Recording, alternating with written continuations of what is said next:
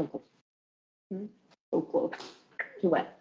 Getting started. Oh, are you excited today for it?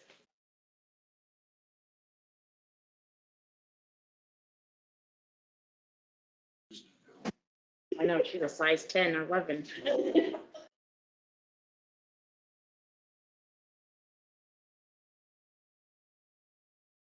All right, go ahead and get the study session started. Martin, good morning. Good morning, good morning.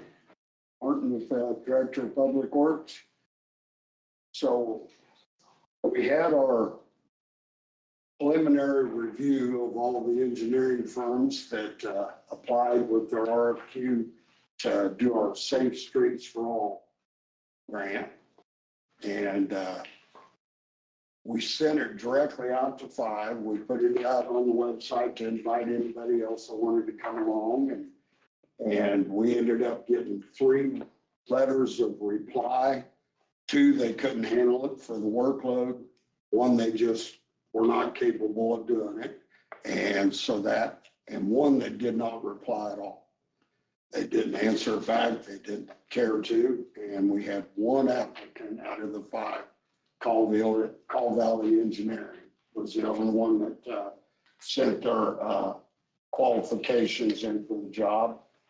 And we had Janelle and Marcus, Shiloh, and myself. Wasn't real hard to rate one company, but you have a chart that you have to fill out to finalize the paperwork, and you score them on their availability to do the job, their past performance, their training, their experience working with KDOT, and the firm's familiarity with the contract and so forth. And so obviously with only 1 applicant, they rated the highest. And I'm suggesting that next week when you approve it, that you approve that we call that. The Safe Streets Law, I guess a little bit about it is what they'll do with $240,000 is they will spend that money to study the county, and they'll look for our most obvious or best used money to improve a not so safe intersection, curves. It could end up being a section of road. Our most likely thought it's going to be a 4-way intersection somewhere that they want to say that rate's the highest and we should apply for a grant to get that. So as Janelle and I just mentioned a minute ago, we will do this, and what it gains us is the right to ask for Safe Streets for All money. So you got to have this step in front to get any of the federal money. Yes. So the only thing I can say about that is that in another year or a year and a half, whether that Fed money even be there, we'll have to wait and see. But that we'll get this out of the way, and then that allows us from here on out to apply for federal grants. So, and that's basically really all I have about it. I mean, I don't. Unless Janelle's got something to add to it, that's. No, it's just another step when we do apply for federal dollars that we have to go through, which on one hand, yes, it's nice that we have that opportunity to be able to apply for federal dollars, but on the other hand, this takes a lot of time and work on behalf of not only Martin and Shiloh, but our engineering services to be able to do that. So we have to weigh that a little bit too. So same thing when we apply for monies through the state for some of their programs too. So is this for 1 calendar year? I would think if they will spend every bit. Yes. No, the funding. I mean, it's an ongoing thing. This document, will it cover 2 or 3 years? Until the Safe Streets for All. So that was my question. Safe Streets for All, is this a new federal program? no, that's been around. It's been around for. I've heard of it. Yeah. Right. It's been around for a good number of years. We've just never. We never went after the federal money because we were always able to get Local. high risk rural High-risk rural money. roads, yeah. We went after. Yeah. But this is geared a little more towards intersections, other stuff that is hard to get HRR money for. Yes, So this is what the thought was, we could maybe get some the funding. higher dollars. And it kind of prompted when we looked at some of the intersections that we are concerned with, you know, Jeep or 14th and Fair, Fair and 14 and 1400 Avenue. 40. and that. we just had a 2-car accident at Old 40 and Jeep this week. So Yeah, yeah. But those are really high dollar projects Yeah. that funding it is going to be difficult for us to do. So applying for federal dollars makes sense, but all intersection works like buying property, Yeah. widening it, putting a turn lane, you know, that kind of stuff. So you end up spending hundreds of thousands of dollars in a very small area, but it does do what we want it to do and make it safer. yeah, But I would say that to even come back to us with an answer, it's going to take almost a year for them to do their research. This research they do, they're supposed to visit with the locals, the community, you know, the people that live around everywhere, and they'll look at many, many different places. This is a long, they're going to show us why it costs $240,000 for them to figure out Yeah. what we can or can't. so we have a local road safety plan already that we did 5 years ago. A little longer than that. A little bit longer. We did the road safety. We were one of the We were one of the first ones. that first did it. years that signed up. We were in the first group that ever signed up for it. Right, We didn't get picked in for a little while. You know, they did obviously Douglas County and Yeah. whatever got in there first, but we got in way ahead. There's still counties to this day that haven't got it done. right. Right. So- That haven't got their road and safety plan in effect. But we did that, and that was to allow us to apply for money Yes, when we did it. yeah, And then they changed the rules. Yeah. And say, now if you want federal money, you gotta do the same streets for all. yeah. So. Not the same, but, you know, it almost seems a similar principle on bridges. We always do so many because eventually you don't want them all in one year or several. Very true. And this, you know, if we push it back and push it back, and then all of a sudden we have to take care of, I two cannot intersections or guarantee three. They'll come to us and we'll need to spend money. That is correct. It's, so it's kind of a maintenance. yes, you hope you're holding enough in your reserves that year that when the day comes and goes, okay, we can get you this job and this is the year that you're gonna have to come up with your 10%, Right. you know, so, or Yeah. whatever it is. But Marcus, how do we plan on paying for this? I would venture to tell you that I would take it out of my regular budget. Yeah, That's how we'd have to plan for it. Yes, yeah, because I can't. Yep. but our share, I mean, it's 240 that they'll have for this. Our share is, 12,000. exactly, is what that's gonna be for. I think I'll just pay the. Yeah, we offer to pay the max amount that, or the match that they were requiring. And as it gets How closer, much, Smith? 12,000 is what our portion of it would be out of the Oh. 240. right out of 240. Yeah, not the whole thing. 240 comes from the feds. They are wonderfully helping pay for it. Yes. Oh, I thought we had to pay the. Oh, no. No, I thought we were having a very different conversation. I No. was like, I don't know, we need to think about this a little bit. So $20 million for maybe, I don't know. Yeah, no. I guess I should preface it, we signed the deal. Yeah. This has taken a long time to get to this. In 23, I think, actually, Yeah. was approved. We paid 12,000, then they furnished the grant to do all the work to search us up a project that we would help pay for. Yeah, I'm scared. I thought we were going to cut your budget back $250,000. My God, we have a I'm problem. sorry about that. I didn't explain that well enough. Yes. No. So the time we'll have to come up with money again is once they come forth with the project, Right, then y'all would have to agree that the engineer will have an estimate of it. And then we agree, would we want to pay 20% or whatever our Whatever. estimate would be of the. depends on which grant we have. Which is applied for still- or what. Yeah. At least a year down the road. Yeah, because actually it's not due back to the federal government, the final report till December of 27. So they won't have anything to us till probably next fall. But on the same token, we have to keep up with the steps of it or you fall out. Yes, yeah. And this is just one of the intermediate steps we got to do. Is there any further, I don't know how to ask this, conversations that need to happen here?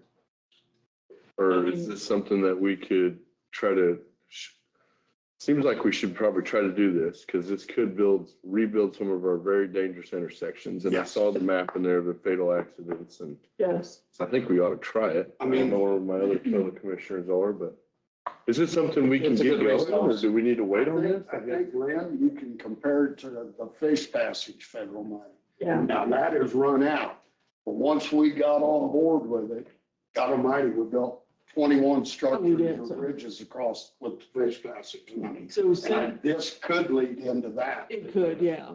So since the grant was already accepted back in 23, this is just the next step in this process. We've Okay. already essentially agreed to Got do it. this. Okay.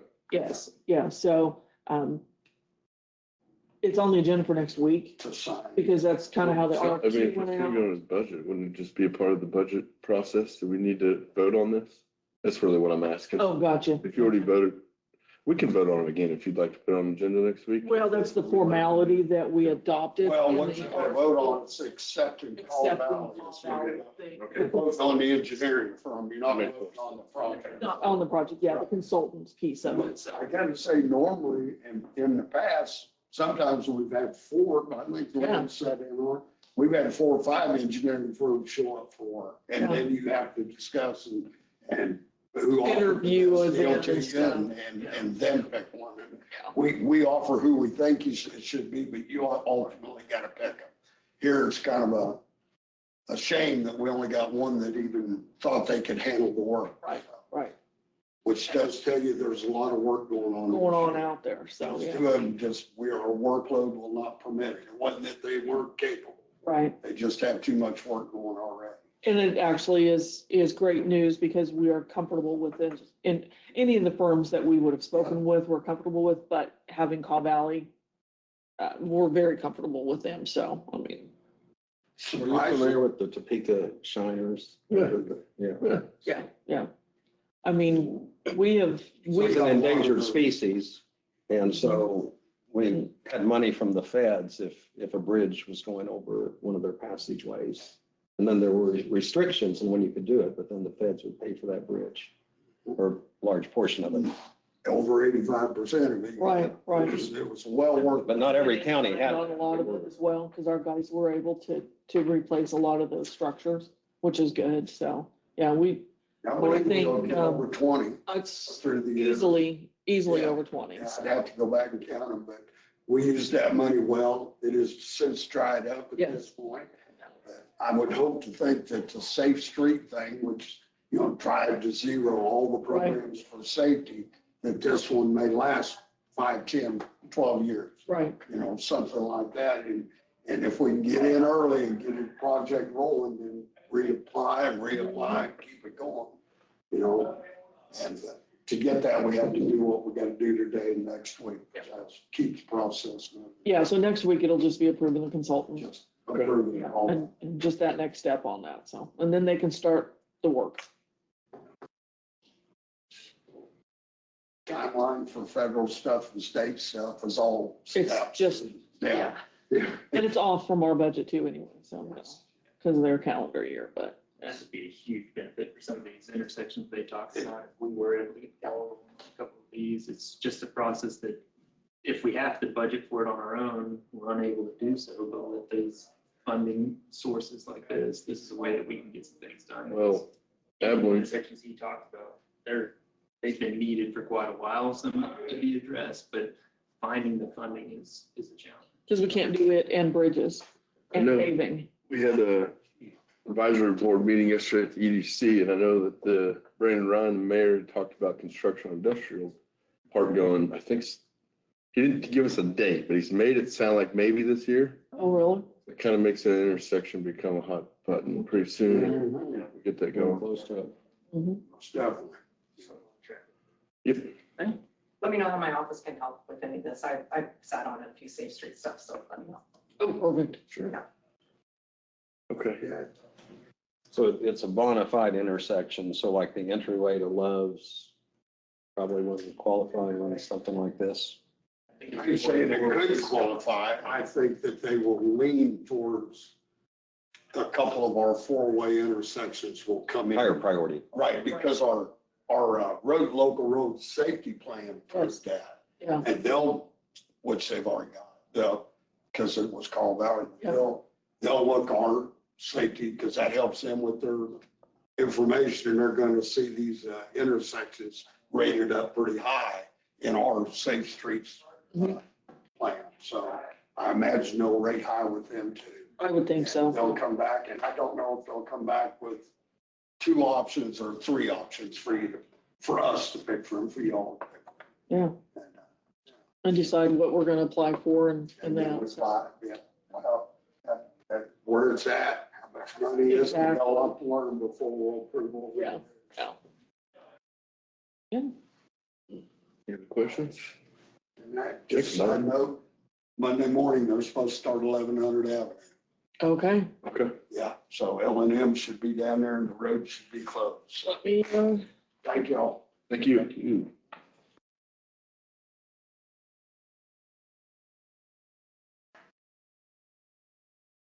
Eleven sixty, it's not bridge. There'll be details. 1100 Avenue and what? So, 1160, 1100 Avenue, is that from the New Basil Church? Yeah, So, on 15. Yeah, off of 15. On but- 15. Yeah, that's my road. I'm sorry, that's your, you'll have to take a detour. Instead of So asking, I will be there. Janelle, do you know how long that it's 120 working days. 120 working days? I did make a comment earlier this morning about that bridge on 1100 and Union, and those guys did a wonderful, wonderful job of cleaning that up, and there's no bridge there, but there's a big cleanup job to. It was a So much. huge cleanup job, it really was, but. So, Yeah, go yeah, ahead. champ plan, no, I was just gonna move into that. So actually, we have met with our safety and wellness committee, and Steve made a presentation very similar to what he had presented to the 3 of you. And the committee is very much in favor of it. They felt good about it. So they are recommending that we do move forward with that and have that option for the employees. Their recommendation is this would be an opt-in program versus the opt-out, so.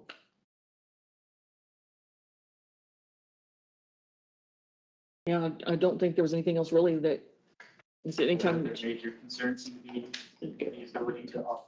They touched on that quite a bit, just as opposed to Excuse me.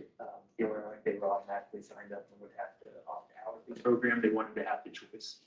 That was the only thing that the Wellness Committee discussed, that they had major concerns over. right. So if we do approve it, are we gonna have some clear communication going out to all the employees of here's how you sign up, here's how you do it, here's what to put it. Yes, I know that we've kind of started that, but they'll work with Marcia on emails and what that language looks like. Then we'll set up a couple in-person meetings, and then also on Zoom, we'll set up some meeting times for that as well with Champ once they get there, or we get to that place. So once you approve it today, then we'll reach out to Steve and start the ball rolling on plan documents and that, and see what that looks like and get it going. So Do they have a plan now besides this champ that this is going to take place of? no, this Okay, they don't is in even- addition. This will be, In in- addition. Yeah. and it's a health management plan is Yeah. essentially what it is. So. Okay. It keeps their insurance costs, right? yes, through their FICA taxes, basically, it's Get a it back in tax. pre-tax deduction. Yeah. By being enrolled in the healthcare program. Essentially education on how to make yourself better and kind of put in some of your ailments in there and give you some ways to, Mhm. what you should do. I got a question, dang it. I have a question. So when you say you're gonna do Zoom meetings and things like that, will that be offered to the employees? So we can kind of get- Okay, Absolutely, like yeah. during a commission meeting or? Okay. Well, maybe not during commission Just meeting, we'll like set that. up different Okay. times in that, so Yeah. that's our plan, yes. And if an employee wants to come participate in it, then they can, Yeah, just to or, learn more about it. exactly. Okay. It's really pretty straightforward. I think we vetted it pretty well. I think so. HR is behind it, safety committee is behind it, so any other questions, commission? There's really not much We No. kind of talked about this one quite a bit. Right, we did, so yes. I mean, and they see the benefit of it, obviously, if it does help the employees have a bigger paycheck. And then also we should realize some savings on the FICA side for the county on what we're paying, which will help too, so it'll be good. So when you're talking about employees and bigger paychecks, Mhm. something that's been coming up quite often in the tax offices is that overtime is supposed to be beneficial now Yes. to the employee. But the problem is, a lot of employers aren't going to give it to the employees, and there's a lot of them truckers. Oh, really? Yeah, so the employee, I'm sure Dickinson County is going to give them a. If it meets the threshold, but it's up to the employee to turn in their time when they're working with their tax preparer. Right, but they can't do that without a sheet from their employer. Right. You have to have that sheet, and that's where Yeah. the problem is. Right, and that has been provided to our employees. Okay, Yes. we're good on that. We're good on it. So. That's interesting though, on the other side of it. Yeah, yeah. Yeah. Okay. I see that Rose is here. We've been hearing a lot from you. Come on up.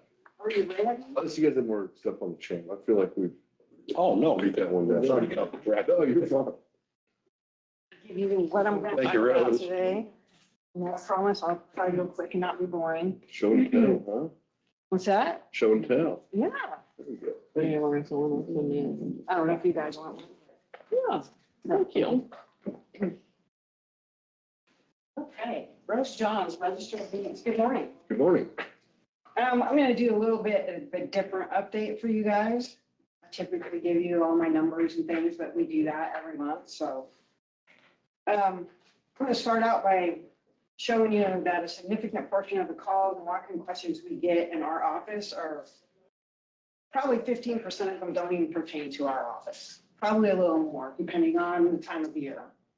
We get everything from what's my acreage and my property dimensions, what are my property taxes, we get zoning questions, we get sale price or valuation questions.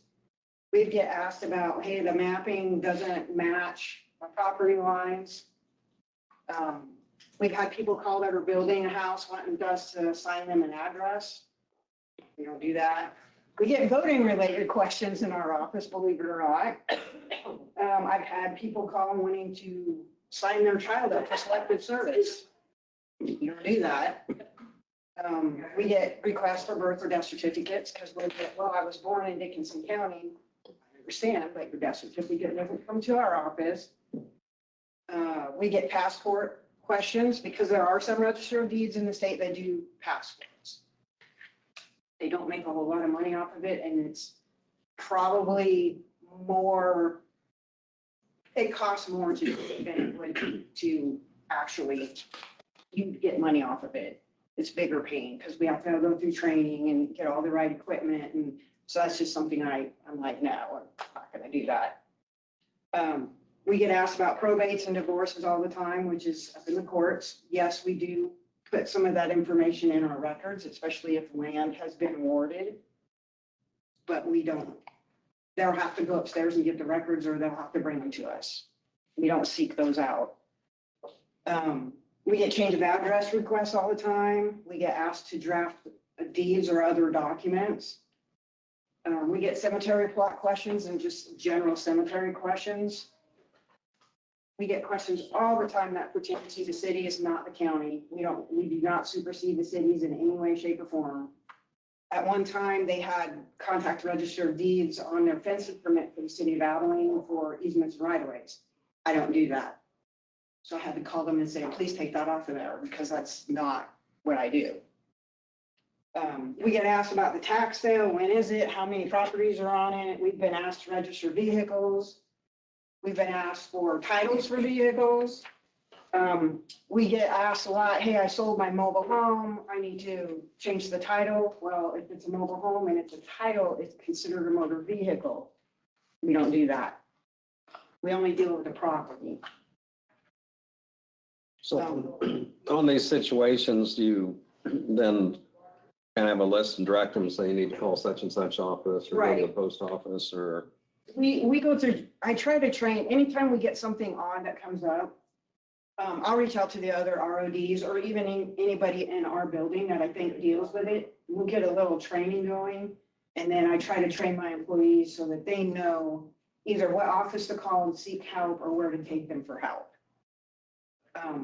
Because from a consumer standpoint, I would think people would want an answer, but the other part is sometimes are they there for something that your office does take care of, and then they also have A a lot of couple of these additional are- questions? A lot of these are just, they don't know where else to go, so they come to our office. And for whatever reason, they come to our office or they'll call our office. People have called about voting and registration because we're the register of deeds. And I'll say, no, you need to call the county clerk elections office for that. Well, you're the register of deeds. I understand, but I don't do the elections. You have to call a separate office for that. You know, Does the we, same thing happen where they call you Yeah. and ask you about it? We do. We have a phone system where it says press 2 for elections and county clerks, or press 3 for, and sometimes I think the number 5 is if you have any other questions, that number 5 comes to the clerk's office. So we get tons of yeah, we these. all do. Every office gets Mhm. questions that don't pertain to their office, I'm sure. Well, I was in a business the other day, and this might be something to help you. They had a sign hung up that said, questions with correct answers, $25. I would love to do that, Ron. That would be awesome if we could do that. You know you're talking wrong. Revenue source. In print, Ron Roller's idea.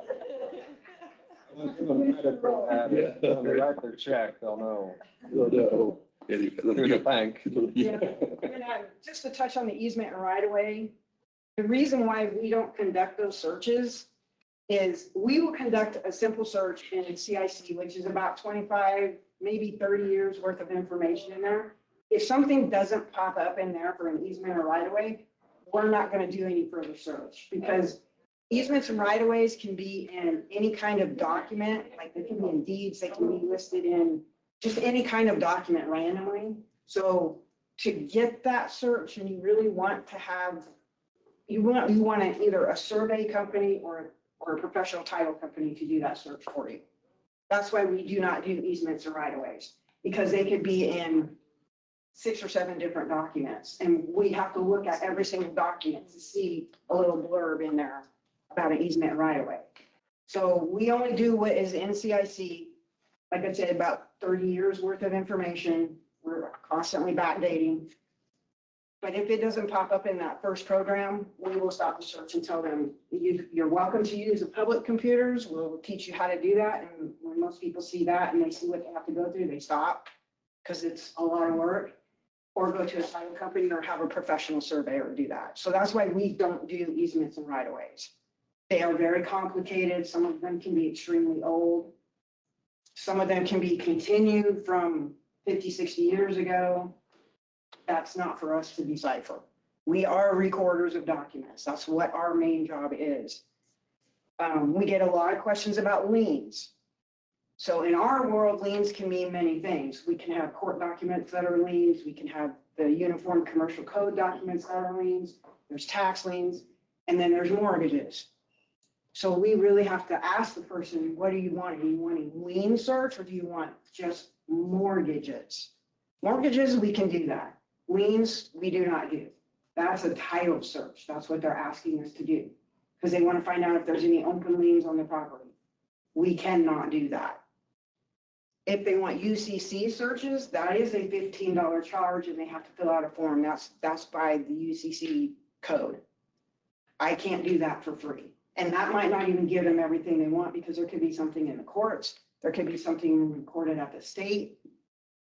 That's why we do not do lien searches. We will do a mortgage search for them, but we won't do lien searches. So sometimes we have to find that common language. Like when you're asking for liens, what are you actually asking for? Because liens mean this for us, but mortgages mean this. So If you're in a HOA, are those attached to the deed? no, Not necessarily. not necessarily. They could be, but not always. I've never seen one with a deed.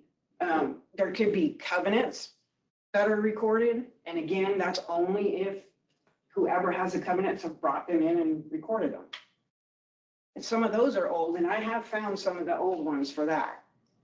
It takes a lot of digging sometimes to find the old covenants. Up on Buckeye, across from Sonic there, that little area there, there's some really old covenants from the 1930s up there. Yeah. So we had to do a lot of digging to find some of those covenants for them. And some of the language in them, when you read it, is quite interesting. They knew what they were doing when they wrote those. They must have been attorneys, because those were solid covenants. They gave right of ways away or such. There's some of that land is dedicated as a park, so you cannot build on it, you cannot construct on it, it has to stay green. So it's very interesting.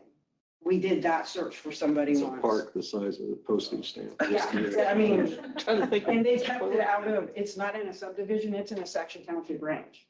Mhm. So that makes it even harder to find the information for that area up there. We do conduct searches for deeds, of course. It's typically the last deed of record that somebody's asking for. Sometimes they'll want to dig and find, hey, when did my mom and dad get this? We'll give them, I told my employees, it's based on what you feel comfortable doing, but 30 minutes at the most. And then after that, we're going to have to charge for it, because that means we have to go back in to the old handwritten ledger books. And we have to, it's very complicated and it can take a lot of time. Sometimes we can find what they're looking for. We had a gentleman come in and he wanted to do a search all the way back to the early 1900s. So my employee Brenda, who used to be a teacher, sat him down at the public computers and got him in there and showed him what to do. And within 5 minutes, he was like, yeah, no, this is too complicated, I'm done. And we told him we'd do the search for him, but it would cost a little bit of money, because we have to take our time out of the day to do that. We operate under approximately 394 statutes through the state of Kansas. These define our duties, and I have to basically stay updated on those statutes. I have to know where to find them, what they apply to, and how to apply them to what we do on a daily basis. We often receive a lot of, hey, how do I fill out this document? We cannot help them.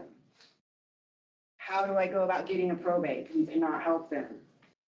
There's a fine line of advice and then legal advice, and we cannot give them legal advice. So we have to determine where that line is. Like even in general conversation, we can't say, hey, you might want to do a transfer on death deed. That's legal advice. We can't do that. So we have to be very careful with what we say to people and how we say it. We want to help them, but at the same time, we don't want to be in trouble. We don't want the county to get in trouble. So we have to manage that line. I mean, at the end of the day, we are recorders of documents. That's what we do. That's what it comes down to. I use training opportunities that pop up. Like I said, if we have something strange, like we had a gentleman come in and ask for something about an auto title. I had no idea what that was. And then he said a couple terms that I went, sovereign citizenship. So I had to go look that up. You don't want to know wrong. Yeah, we had to go look that up, see what it was. So we did a training, little meeting on it. If they do bring that in, we will gladly record that for them. As long as it has everything that is required, we will record that for them, hand it right back to them. That's about all we can do with it. And we have had some come in and we have recorded them in our office. We have no problems. You bring anything in, you want it recorded, I'll record it. Not a problem. As long as it meets the statutes required, I will record that document for you. It's not for me to question what they're recording. As long as it meets everything I need, I'll record it. I don't have to understand what they're recording. I just need to record it. Then I was going to go over Simple File for you for a little bit. Like I talk about that a lot. So these are some screenshots of basically what the program looks like. It's nothing fancy. It's a very, very easy program. That's pretty much what it looks like when you open it until you get an e-record. And then we'll get an email. All three of us get an email stating that, hey, there's an e-record waiting to be recorded. We open the program, and then you'll see where the e-records are sitting in there. And then you highlight the one It'll pop up on your right-hand side, the document. So you can check that document. You can make sure that everything's on there that's statutorily required. Once you hit accept button, it will put these transfer stamp, or not transfer stamps, it puts my recording stamp on it. And it puts on deeds, it will put Jennifer's transfer stamp on it, because that's required by state statute. This is exactly what paper deeds look like as well. When I print the stamp out in my office, this is what they'll look like. So it's the same exact stamp, just in a digital format. Same thing with mortgages. We check them out, make sure that everything's where it's supposed to be. Those little red boxes on the document right there, that tells you where the stamps are going to go. So if that box is covering any text, it will cover the text completely when you push accept. So if they need to adjust that, you can reject that, tell them in the rejection why you're sending that back to them. They can fix it, and then within minutes, they can send it right back, and we can record that document. We have to pay attention to sometimes the instrument types that they use, because what they use isn't what we use. Sometimes they use deed for mortgages, but we can change that when we're looking at it. That's all part of taking that document in and making sure that it's what you need. But this cuts down on sometimes weeks. If somebody mails me a document like a mortgage, and maybe the price isn't right, or they missed a date or something, it takes a week to get that back to whoever sent it. Then they fix it, and it takes another week to get back to me. So that could take weeks for a document to be recorded, whereas this takes minutes. And I think that's where you're going to see more and more and more of this. There are other e-recording platforms out there, but Simple File seems to work for us. So there are some, like Douglas County, I think he's got 5 different programs that he uses. And he's our president, and he recommended to me, if Simple File is working, use it. If one of the other recording programs approaches you about wanting to be part of Dickinson County, then go ahead and add them. But yeah, so we only use this one, and maybe in the future we might have to grab another one out there, just to be sure that we're catching everybody that uses them. But for the most part, everybody uses Simple File. So it works really well. And then the last couple of pages there, I'm just giving you a snapshot of the deeds, mortgages, basically all of our books that are in our office that have been scanned. This is how many pages are in those books. This is how many files are in those books. This is why it would take 17 and a half years for all 3 of us working 6 hours a day, every day, dedicated to backdate all of this stuff, to back index it, because there's a lot of information in those books. We do offer the annual contract, which is probably around savings of about $1,700 a year for the title companies. So I have, last year we had 13 of them, and we made $6,800 on just the data contracts. This year we have 12, I believe. Yep, we have 12, and we make about $6,200 on data contracts this year.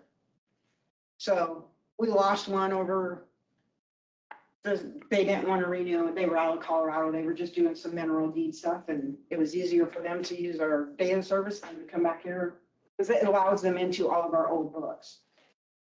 So they were happy to do that for a couple of months that they did. And I prorated it for them because it was towards the end of the year. So instead of charging the $600, I charged the $300 for them. They were happy about that. So our data service that we do, which is $25 a day or $250 a month. Last year, we made over $8,000 on that. They have to pay to get, and they don't get into the old documents, just what's in CIC. This year, we're at $3,600 on that already. So that's where things are going in our offices. They're going digital. Everything will be digital going forward, I think. They're going to see it more and more. There's going to be some out in Western Kansas that don't want to let go of the old ways, and that's totally their option. I think for our county, as much as we're doing, it's going to go more digital. My job, eventually. Is there something that maybe I'm out of line asking this question. Is there processes or technology that could be utilized to help this process? Is this something like a Dustin could help with a little bit when he gets, I know he's busy right now, but is there an idea, maybe So we a better way utilize to go about it or a faster, easier way? like indexing. Indexing, even retrieval, kind of stuff of that nature. Yeah. Just kind of the whole process. Not because we You're use, talking digital, you know what I'm saying? yeah, because we use CIC, Yep. and you're always gonna have the people that carry hard copies in, paper copy. Yep. There is really no faster way of doing a paper copy. What we have to do is we bring that in, we check it out, make sure everything's correct, we've got the right amount of recording fees. Yep. We put the information in, type it in as far as the receipt information, print out the stickers, put them on there, and then we scan it, keep a digital copy, and then it goes back in the out file. And then the next day, we index that document. Okay. So until they come up with a way that we can actually feed that paper copy into some program that will pop it Kinda up where I'm going. digitally, yeah. And I was gonna, one of these days, I'm gonna go over to Douglas County and I'm gonna meet with him because I believe that he has some sort of program that he does that with. I can't say for sure, but I believe he does. Probably worth looking I into. mean, he told us he's like 98% digital in his office, so it would probably be a whole new program that we would have to switch to. So got to keep that in mind, the amount. And I've touched base with the person who he gave me for his program, and there's been 2 other counties that have jumped to that program, so there's only 3 counties on that now. I'm just thinking out loud. Yeah, and I'm gonna touch base with him. His name's Peyton, and I'm gonna have him give us a demo because I'm gonna go downstairs where Dustin and Ricky and those guys can also see it and kind of do a demo and then get some prices from him and approach you with it. I know it's a couple years out, but we are a standalone CIC program. We are not integrated with anybody in the courthouse. So if I was to change my program, it's not gonna affect anybody else in the courthouse. Sure. So that is always on my mind. That is something I would like to do. I just know it's gonna cost dollars to do. Well, it's worth putting a proposal together to see if Absolutely. what are the benefits versus the cost. So Yep. Start planning for that. Is this something your state organization talks about a little bit? I mean, I imagine groups sometimes think, okay, how are things going to change in the next few years? Yeah, we do talk about it. They talk about it a lot, but unfortunately, because they're elected officials, there is no set standard across the state, except for our statutes of how we do things. Every office can do things differently, and every register of deeds does things differently. None of us do everything alike. I feel like we're very progressive here and that I appreciate you really stay on top of things. I've been told by Kent, who's our president, he's Douglas County Register of Deeds, that we're one of the counties that really talk to each other. They're really amazed that we talk to each other. There was a bill, I think, that was gonna try and be passed, and I had said something to Dustin, and Dustin had gotten some of the IT group across the state involved in it, and that was the first time ever the IT groups across the state actually wrote a letter against the program that was, the bill that was trying to be passed. So they were appreciative of that we have a good IT guy that took initiative and said, hey, how does everybody else feel about this? So our IT department is amazing. Please don't ever lose them. We've already lost Alyssa. We don't need to lose anymore. well, that's kind of where I'm going. We weren't trying. I know. But Rose, how secure is this information that you're putting in there? I mean, is there a chance we can lose some of that information? According to Dustin, no. That's kind of what the server thing's all about. So Yep. all that's. And the firewalls and And if I'm nervous about it, he will back it up on a hard drive or anything that I want. He'll do it for me. Yeah. But I would have to do that almost every year. we do daily backups Just anyway of you know. Yeah, everything that's absolutely. recorded, so, yeah. We've talked about that a little bit in the past, but the way I understand it, I don't want to speak for Dustin here. We have to store all of our documents in-house on our own servers. Which makes it a little bit more secure because we have them here, and then obviously we have Dustin. Oh, yeah. And the firewall. There, yeah. I don't want to speak for Dustin. Yeah. And I trust No, them, so And CIC has backups They have as well, backups, yeah. so, Yeah. I'm confident that we're doing everything that we need to, so. But yes, I definitely like to look into the program that Douglas County uses. I want to, I just need to reach out to Peyton and get, when we can do kind of a demo on it, and when I can get together with the IT department and we can do that together. So if they have questions, they can ask them. And then I want to put a proposal together and bring it forward. Where we go with that is obviously your guys' choice, but I do want to move forward because I think there's better programs out there than CIC. And I think his program is better than Tyler for what we do.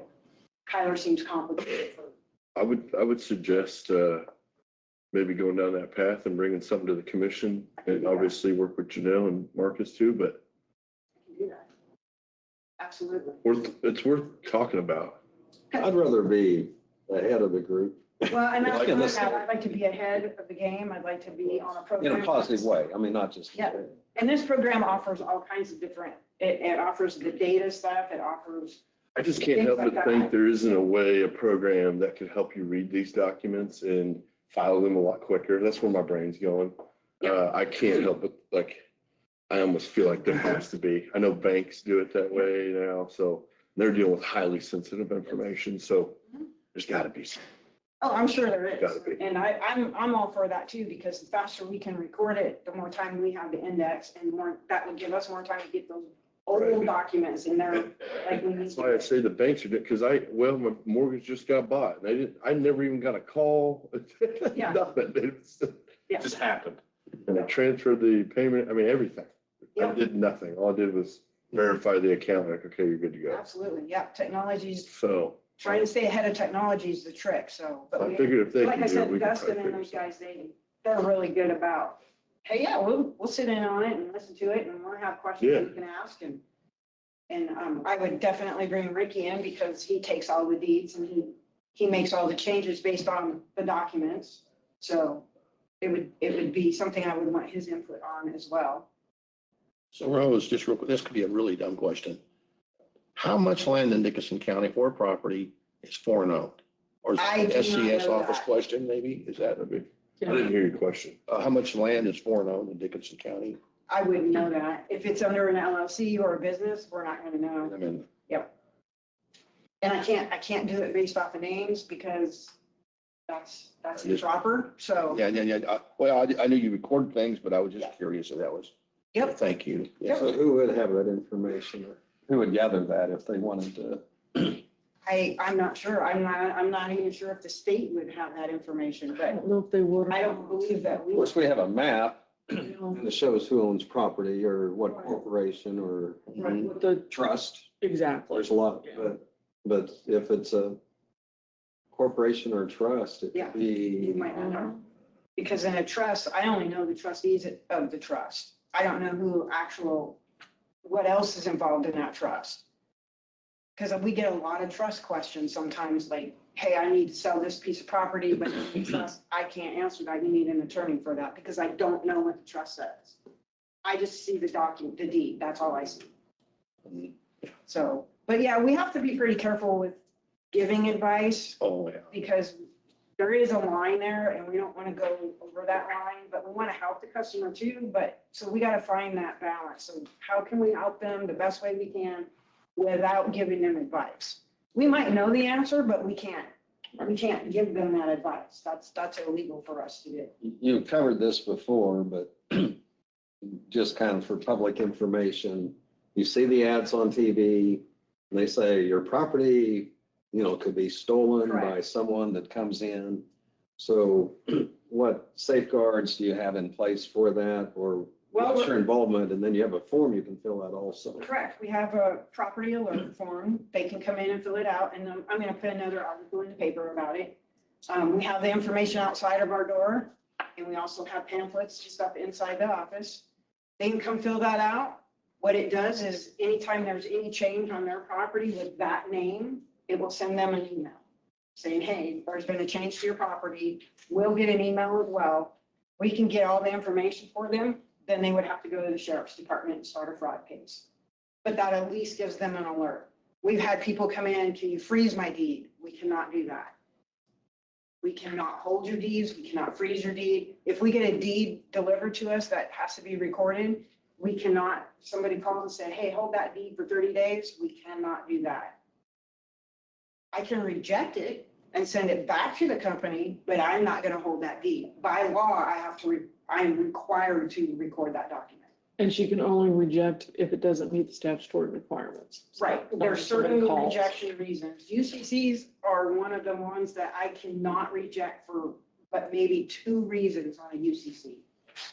Hey, guys, I wanted to talk about the RTUs. We got 10 minutes before Bob, so thank you, Rose. Sorry to cut you off. No, I want to make anytime you guys that's a have big one questions, come coming. on down and be happy to show you stuff. Not a Absolutely. problem. Yeah. All right, Thank thank you you, guys, Rose. I appreciate it. Thank you. And good report. Yes, thank you. So commissioners, you know, we had a hailstorm last year that damaged quite a bit of our buildings, a wide variety of our buildings in either with the RTUs or with the roofs or the guardrail or gutters and things like that. So when Marcus submitted the information, he turned it into K-Camp, obviously, as our provider, and they hired Young and Associates to come out and do a review. So we also had damage to vehicles. You've got a copy of the report from Young and Associates to show the damage and what they're recommending, and it's also at a depreciated rate. But when we looked at Sterl Hall, those units, when KVK came in, those units are probably, what do we say, 20 years old? Plus, perhaps. The K-Camp is recommending replacing 4 of them. KVK's recommendation is to come back in and replace all 8 of them at the building. Because there is damage on the others that were not listed on this piece of, or on the review that Young and Associates did. So we reached out to K-Camp to see about if they would be able to help us with that. I can't say that they're not working, but we're getting ready to go into a hot season. They're supposed to be doing what they're supposed to do, but it's going to be impacted with the weather that's coming up that we're going to be moving into. And that building gets used quite frequently. In fact, Jean told me that they are seeing an uptick in the number of rentals that are going on there. So it makes sense to us, or in my mind, that if we're going to do this and do this right, and only have the crane out there one time, that we go ahead and replace all 8 units at the same time. We don't have an answer back from K-Camp if they would give us some additional funding to replace all 8 units versus the 4. They're all the same age, They're all the same age. 20 years roughly. Yes. No. And is that the building that the county might want to Yes. Yeah. turn over? Yes. So it makes sense It was that. insured when the incident happened. Correct. And then they Claims. really underpaid us. I mean, they didn't identify all the damage originally. Well, in their mind, they did identify the damage. The units were still working is how I'm gonna take it. Well, working but damaged. Yeah, so I think that's the Minimal. question, which, and we got some photos from KVK Right. also showing, because you can see there was damage on all 8 units. Mhm. So I'm not sure, looking back, why they didn't identify all 4 as needing replacement. I guess according to their initial look, they thought that the damage was low enough on the other 4 that they didn't require replacement. But then when KVK got up there, obviously they felt like, based on the age and the amount of damage that was on there, that they still should be replaced, especially like when you have to bring in a crane in order to get up on the roof. And so doing that one time, it makes a lot of sense to replace all 8. And he took pictures of them, which I shared with K-Camp as well. Yeah. And so I'm waiting to hear back from them. I feel relatively confident that they're going to see the photos and also agree that they may, I'm hoping at least, that K-Camp will provide some They should step it up. because it does seem like this is Are clearly you on their board, coming Katie? from No. So are they talking about the damage? This year. Is the fins from the fins being bent from the hail? Yeah. Because a component like the compressors and all that stuff are good, Right, but they're still 20 years old. right, Yes. right. Yeah. And so there was a depreciated value on these already because of the age. So they're not giving us the 100% replacement cost, but what KVK's cost for at least the 4 is coming in pretty close to what we were receiving from the Young and Associates quote. So our insurance isn't for replacement cost, it's just for, Well, they will depreciate. They depreciate it. No, we're gonna have to about 63. Yeah. 64,000. Well, because they had, 241, 204 original replacement cost, actual value at 177, 299. You guys have this? You need that? Yeah. What page you on? So he's probably looking at page 12 and 13. Okay, I wasn't following you there. so. Oh, sorry, I'm on 17. I was looking at the recap category with depreciation. You're looking at that one, okay. Should show you the whole Yeah, project. right there is the depreciation. yeah, so you can see, Yeah. that actually, that amount there. So the 177, 299 is what we received in total for all of the buildings. Right, I was figuring. Yeah. And so we out of pocket, I'm guessing 64-ish. Yeah. And then if they don't cover the additional 4, it's another 44 if we end up paying that out of Yes. pocket. Yes. Oh. Yeah. So where I'm going here is you're looking at 108,000. If they don't cover those additional 4 units, 64,000, a little less than that if they. Well, no, they're gonna depreciate those out too, probably, so Now, I will. don't know where say- that'll be, but And at least so far, where we've come in on like the roof replacement, we took care of the major damages first. And so the roof. I was gonna ask that. EMS, I don't have the exact dollar that it cost, but it did come in really under the value of what was given after the depreciated value. So we were still able to take care of that roof replacement at 100% for what K-Camp paid for us. So it actually worked out that maybe their overall estimate may at least be coming in a little high to where we're able to still get the work done for what we received. So Gotcha. that's worked in a couple of cases. Not sure that, obviously in this case so far it's not, but if K-Camp comes back and does kind of step up a little bit on this, I think we could hopefully see enough to maybe help at least cover a solid portion of it. So this I can't building, say we've that. got new lighting in it, about 50, right? Yes. well, not just for it, but Okay. that was for all the facilities that didn't. All the facilities. Every, Sorry, I got that correct. EMS got some. EMS highway department. Highway department got some. Okay. Public work. But they did, yeah, environmental services. So Right. we did get quite a bit of lighting out there though, so. Well, to put things in perspective for me, I know the juvenile detention center doors in front of their business. Right. That was 80,000 Yeah. for doors. Yeah. I think. So I've really lost perspective of, You replaced the doors out there a number of years ago. We used some funding on that to change those out, so that helped. it's hard to understand for me, the cost of this stuff, you guys. Yeah. I mean, really, it's just, It's come up, it's shot up so fast. It is Yeah. hard sometimes to look at those numbers and because even 10 years ago, it'd be a completely different number than what we're seeing. yeah. So, just, really, think of our jail and our remodel, Right. it may have doubled in price if we would have waited Sure. now, another 5-6 years. Well, and think about the concrete, even when we were going through this. Remember the vendor that bid it first? Then backed out. Backed out, and it cost us at least another 30, I wanted to say, just for the concrete alone, if not more. But he also had to pay up some. Yes, yes. Regardless. Yeah. and we do have a contractor also reviewing the other sites right now to go through the remaining damages that we have. So once we get a quote from them, we'll be able to compare how much of that insurance dollars will be left after we're able to complete all of the required repairs.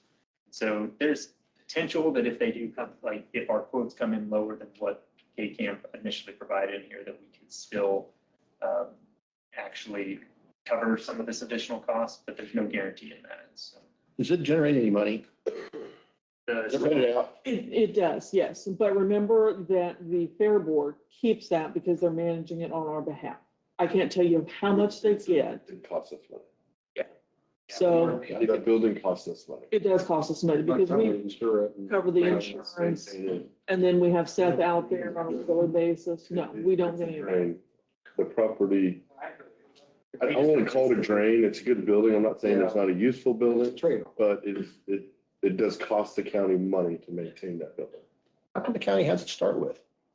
That's a whole thing that, I I think thought it was given, or well, we bought it, sorry, didn't we? So we bought it for For $1. a dollar. Oh, We bought it for Sorry, $1. it was a gift. I think the city didn't want it when they were starting the sales tax initiative, because the Fair Board as a 501c3 could not request a sales tax question. it has gone between the To the city?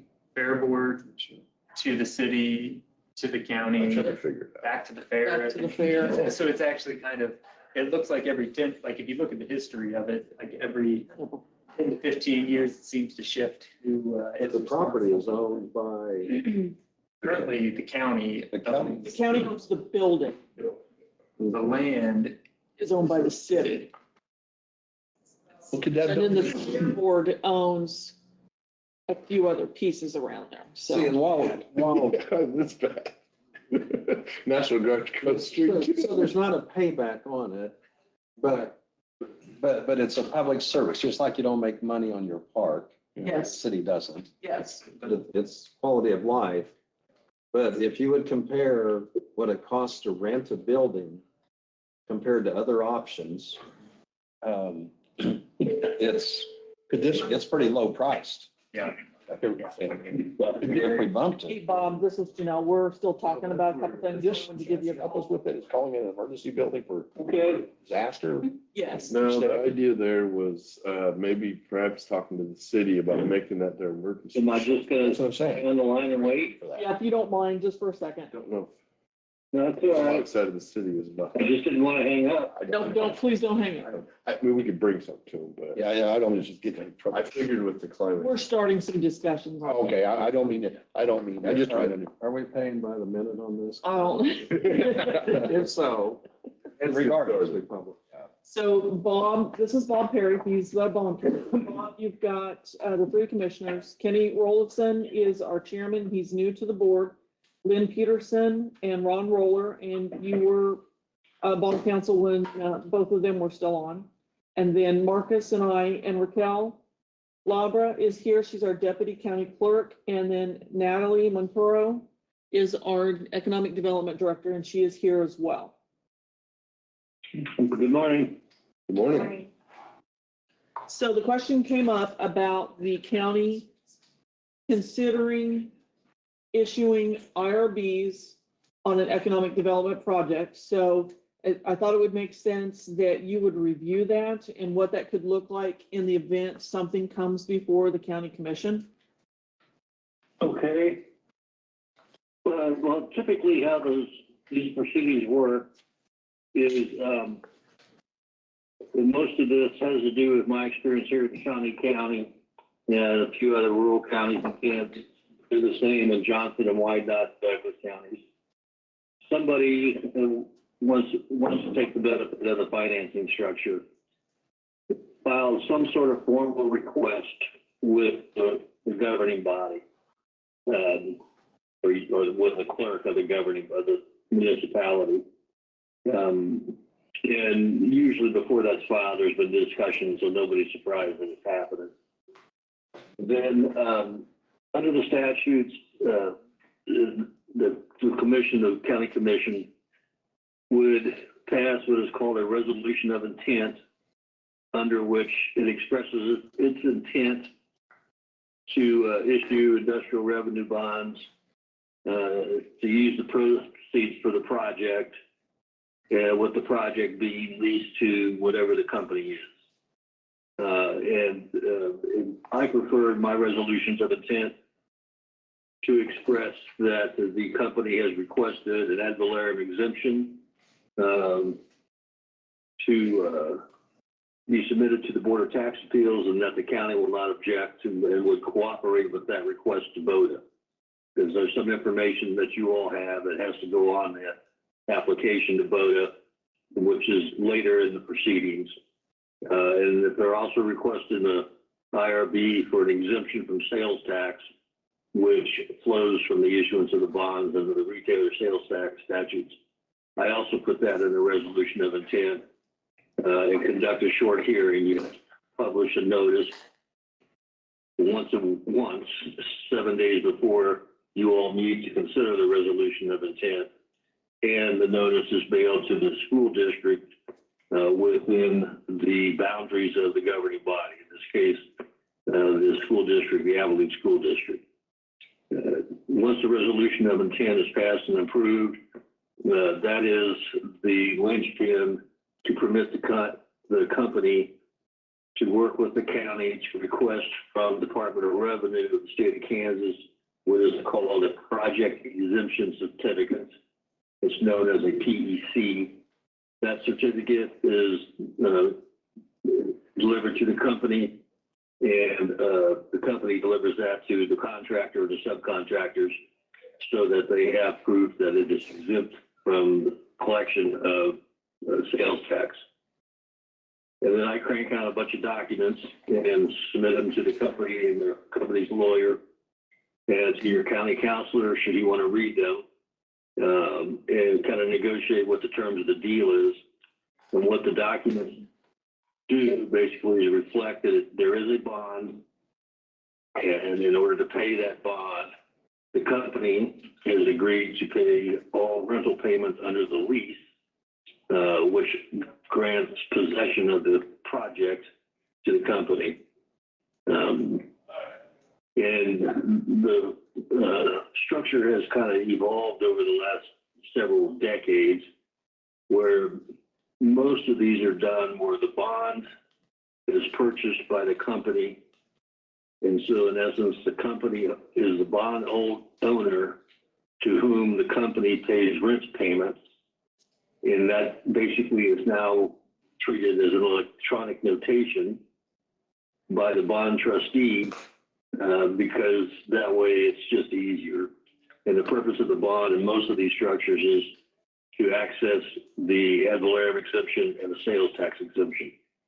But I have to prepare a lease, I have to prepare a base lease and an indenture.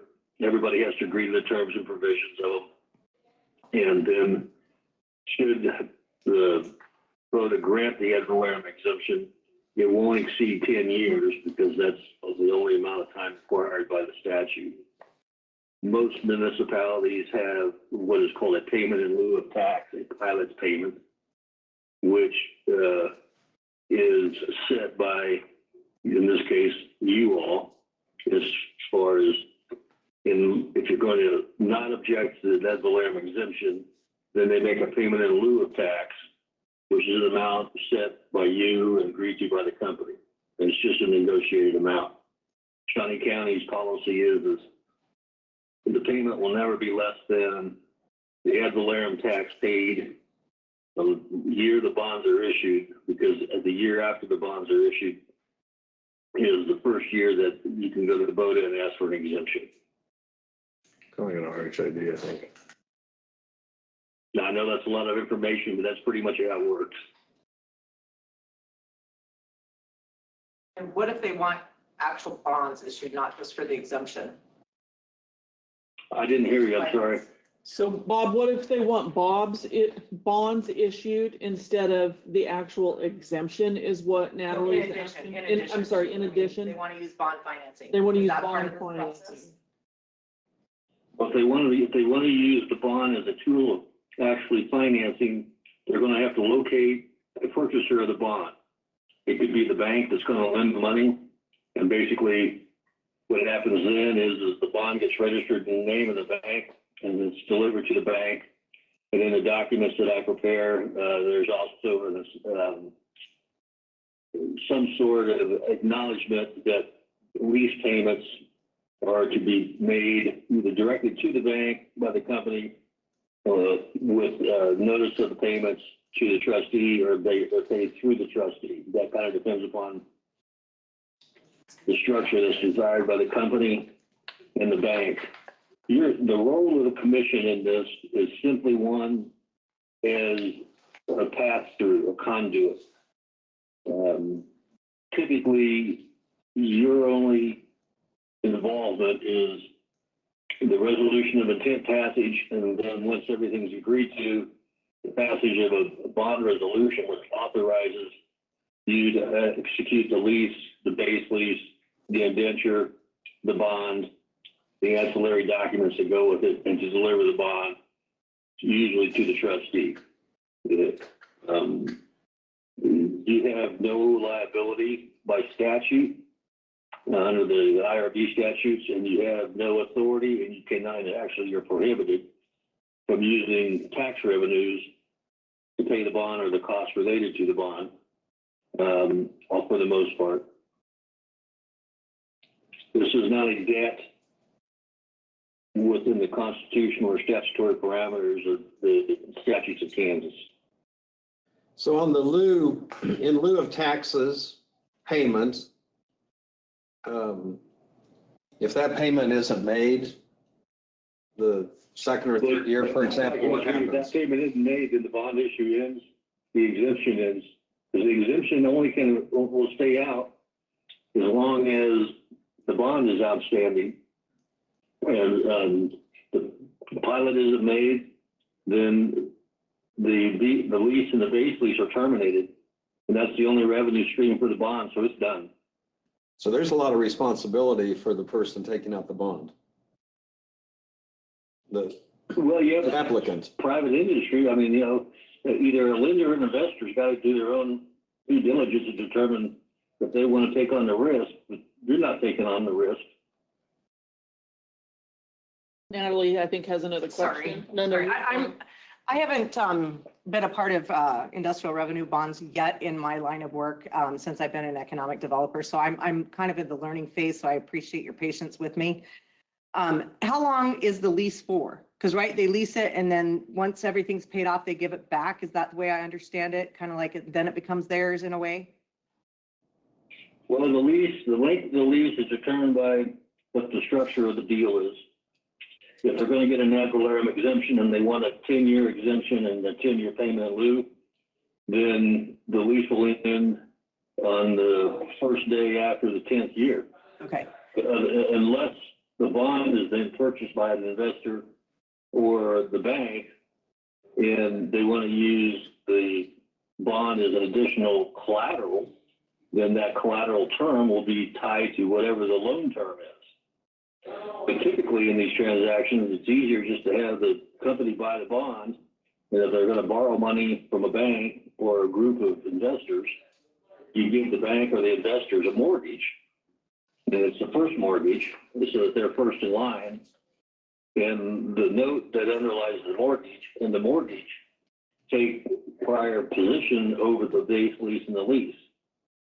The base lease and the lease have a subordination clause in it that specifically states that the lease payments to the bondholder through the trustee are subordinated to any lender that the company may grant a mortgage to.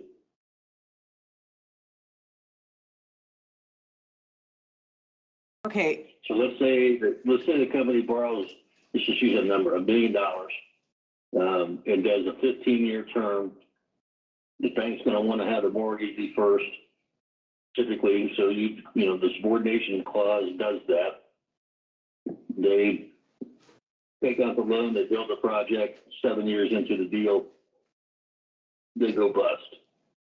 Well, the county just terminates the lease and the base lease. And if the bank is holding the bond, they're not going to care. They're going to foreclose on their mortgage.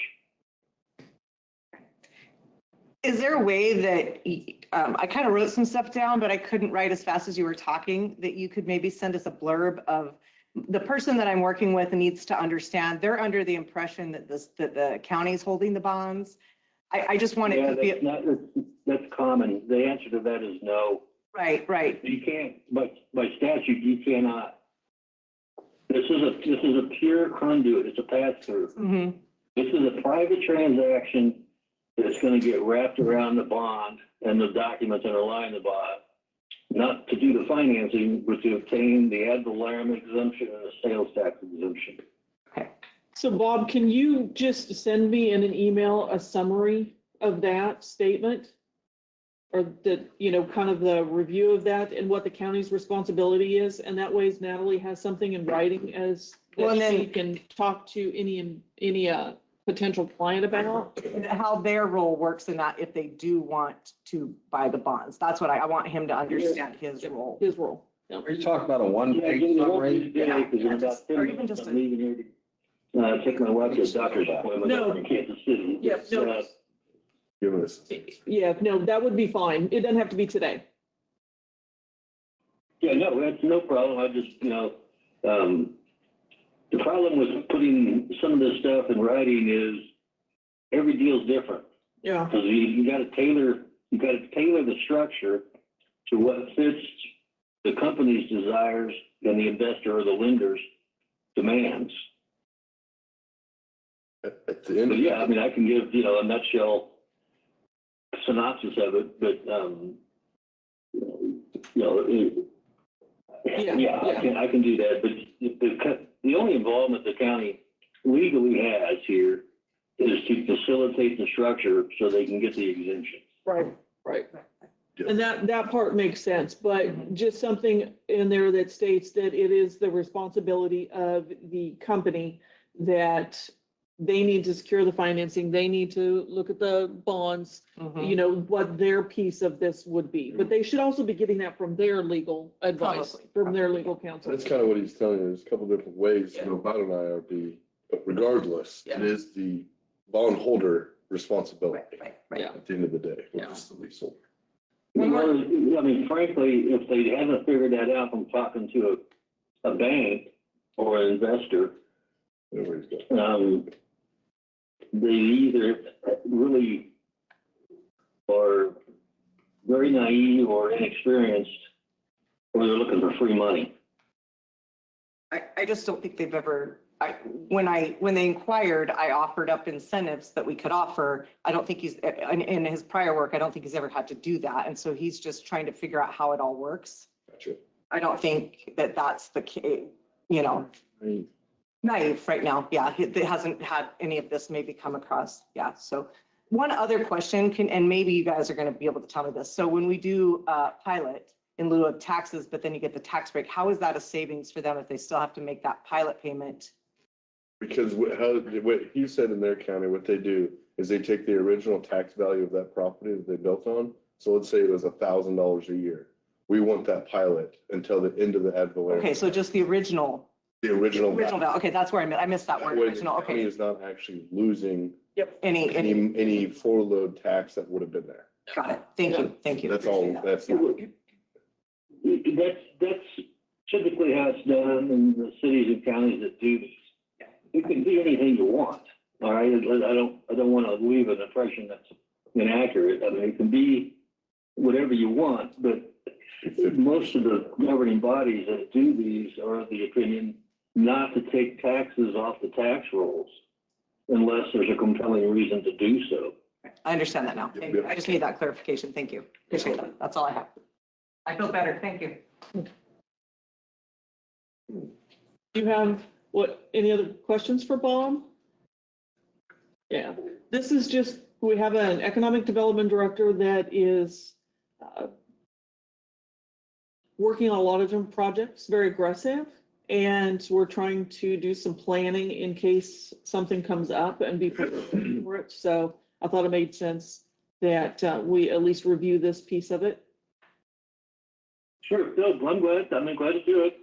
And I'll scratch something out when I'm sitting in the car in about an hour and a half. Well, we appreciate your time and helping us out, Bob. Oh, no problem. Glad to do it, guys. Thank you, sir. Have a great day. You're welcome. Thank you. All right, bye. Is this for the school? No, it's for a potential economic development project if it comes before Natalie. Oh, okay. And then she would bring it to you Okay. if something comes up. So Side up, stuff like that. And I should ask Bob this. What about C of Is instead of bonds? You mean CIDs? No, C of I, certificate of indebtedness. You issue it's like a bond paper. the investors or your local community put in money into it? I think that would be up to the entity that's making the request. If he's trying to get investment. Funding. Sea of eyes. So instead of direct equity in investment, you do a C of I. And basically, it's basically. a Sorry. loan. I'll give you money. Loan, but You pay me a little bit of interest. You agreed upon on the C of Is, a bunch of stockholders, basically. Yeah, okay. And that's in the way investment of getting money and paying low interest, but helping the person that's got the money get a little better interest. So two parties gain out of that. more of a group funding. I don't know if this would work for this I guy, know, but I just, Depends on the size of the project too. Yeah. Yeah. it's, yeah. It's just, we're trying to make sure that she's got information for Yeah, tools, that's- for two balls. I want to stress, the IRB, it's one or the other. You don't get two. You get sales tax or ad valorem. Oh, okay, so You can't issue, I don't believe you can issue two IRBs and two tax, can you? I thought you could only, on one property, only have one IRB. They're different taxes. They're different taxes, one is An sales IRB tax, you one can is a get both, project. sales tax So and- the program could be the same, but as long as the taxing, okay. I thought, I thought it was both ways. You could be the same.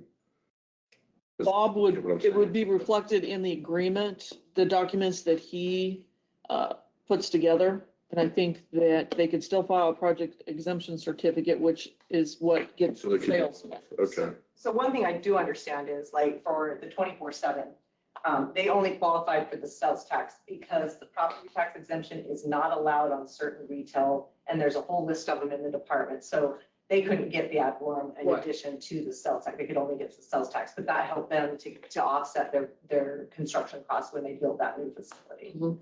So again, and then I'll just be open. I think the public fever for letting people not pay sell property tax on everything is gonna become a topic, is where I'm going with it. Yeah.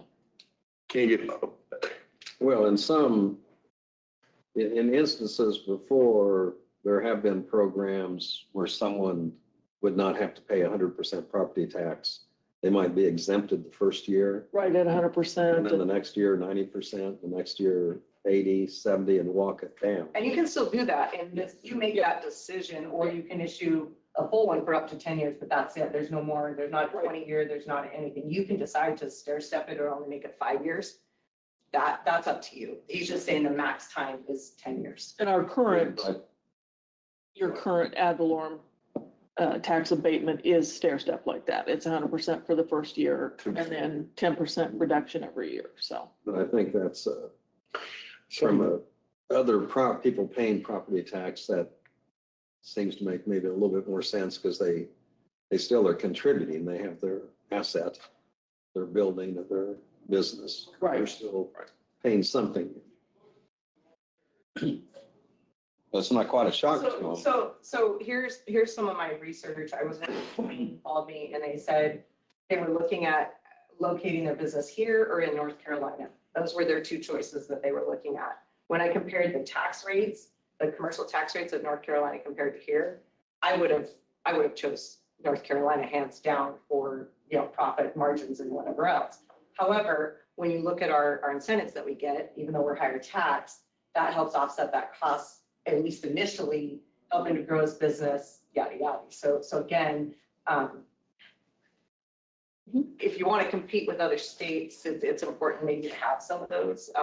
Again, not, giving them the kitchen sink and everything else with it, but, making it advantageous for them. Well, Russell Stover was an example. Yeah. Had their taxes abated. well, and I think that's where your position comes in crucial. That you're kind of the go-between there between us and potential economic development projects. So Correct. And the reason why is I also had someone contact me, it wasn't within a city, so they couldn't issue the IRBs. The land that they were looking at was outside the city limits, just barely. And initially I thought it was because I had contacted Appling. But that's why I questioned you guys whether or not you would do this because it wasn't the city limits. We've never issued IRBs in the county before that I had confined. So I know that cities have, Abilene is the most recent one, and that's been years ago too, so. When they did some of that, I think an annexation took place, so Mhm. the city could facilitate it. Thank you for humoring me. I appreciate it. Yeah, I'm learning lots and I love what I do, so thank you for that. Appreciate your time. Natalie? Any other, Did you have any other questions on anything that's you've got on the agenda? no, I'm gonna use the restroom real quick. Take a quick break. Yeah. Oh, I've got 6 minutes. You got 6 minutes. Time goes fast here. Having fun.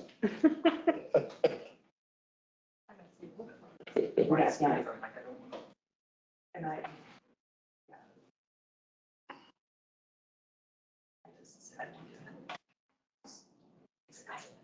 Looking at his network, what he claimed is.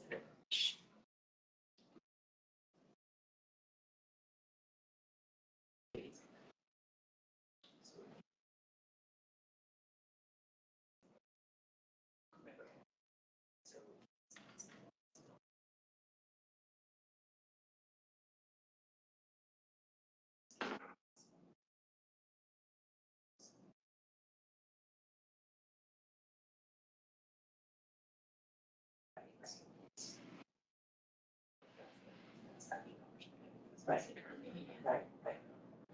Well, but he wants to be his needs up on the interest rate.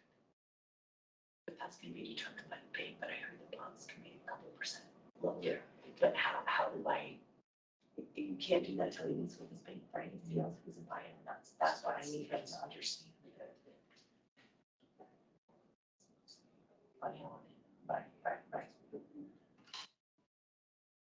Right.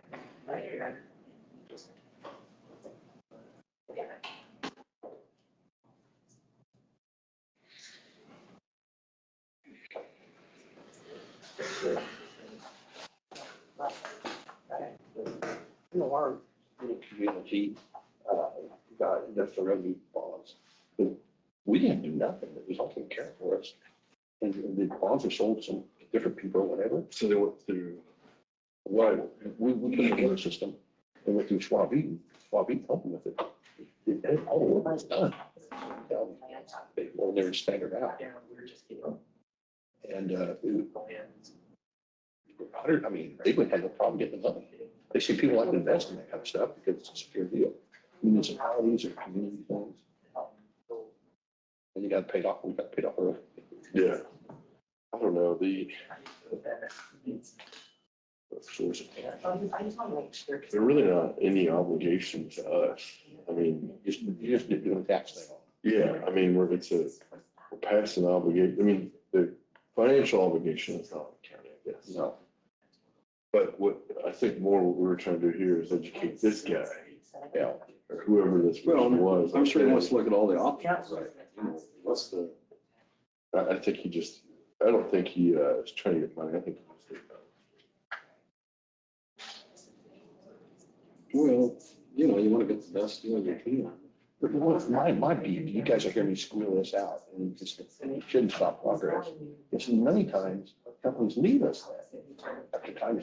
Well, there's always, I mean, Russell did. Russell Stover sold out.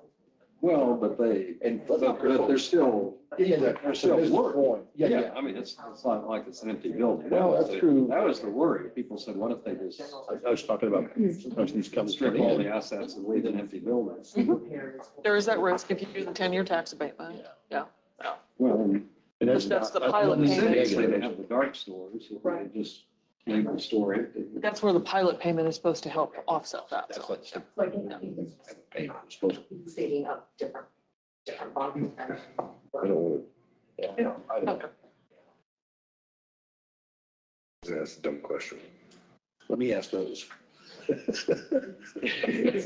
used this last time. I'll bring it over. I can't read those there. If you don't ask the question, then.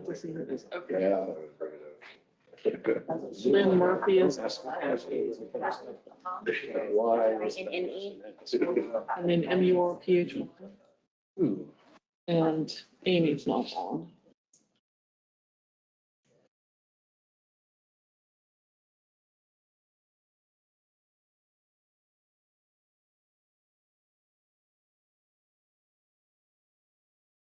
Everybody else the same though. Everybody else is the same, yeah. I love things in small places. I really love one of the summaries, and so I'll just get it from Raquel. She's looking excited. I know that. I get it. It's what you want. Well, and it is recorded too, so that helps. What was this Bob's last name? Harry. I'm sorry, I didn't. Sometimes a name, they don't stick to me. I think.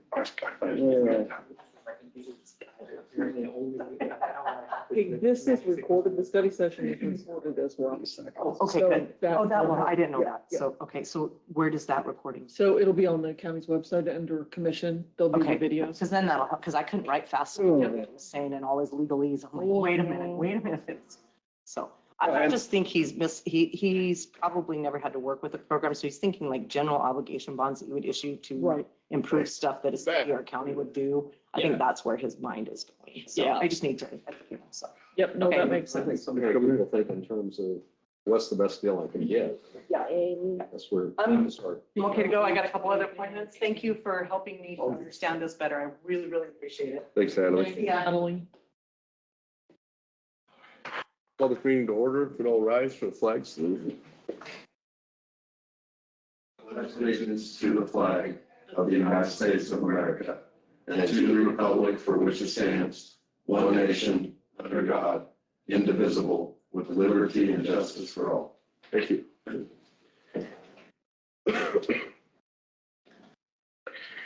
Today's agenda items, we have resolution 031926, declaring surplus property. Looks like 2 vehicles. Also, a consideration of authorizing county staff to work with Champ Plan, implement the health management program for county employees. Consider KBK's quote to replace additional RTUs at Cerro Hall. I hear an approval on the agenda. I'll make a motion to approve the agenda. Second.